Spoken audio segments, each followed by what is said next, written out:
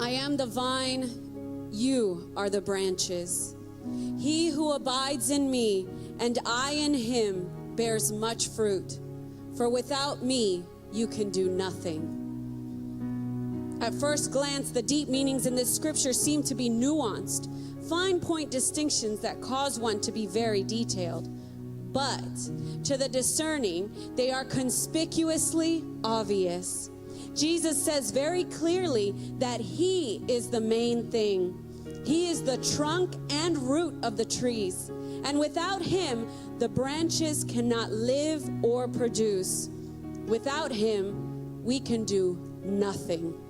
He is life and the sustainer of it. Before he spoke these words, he says, I am the vine, and my Father is the vine dresser. Every branch in me that does not bear fruit, he takes away. And every branch that bears fruit, he prunes, that it may bear more fruit. It is the proving aspect of these words of Jesus that are of primary concern to me. I find that when we ask God to make us better, he takes seriously the responsibility of improving us. As I write these words, I am both ecstatic while pained under the pruner's knife. Pruning hurts, but we must bear up under it if we are to bear fruit. I am convinced that pruning hurts, not only the branches, but the vine itself. I have never before given thought of hurt to the vine, only to the branches. As I feel the pain of the pruner's knife, I know Jesus must also feel it. When I fail to act in accordance with the divine life, it hurts the vine. We feel the pain as we undergo his righteous and just pruning because we have an inherent desire to be fully like the vine. The story of the vine now becomes the story of the husbandman, the farmer who has a vision for the vine and his branches. His vine is a choice vine, and his goal is that it produce good fruit. The vine is the branch's goal, not to replace it, but to represent it. The husbandman's job is to aggressively deal with every branch so that it brings to fruition the will of the husbandman, God, and the vine, Jesus, so that the branches produce in perfect harmony with the vine.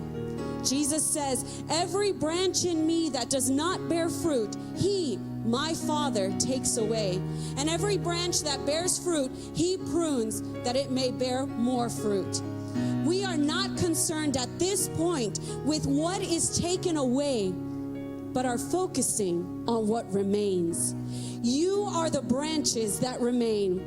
By this my Father is glorified, that you bear much fruit, so you will be my disciples.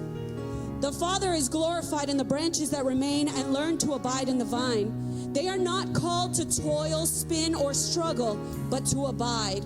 Fruit comes from abiding in the vine, not from human effort. He says, abide in me and I in you. As the branch cannot bear fruit of itself unless it abides in the vine, neither can you unless you abide in me. I am the vine, you are the branches. He who abides in me and I in him bears much fruit.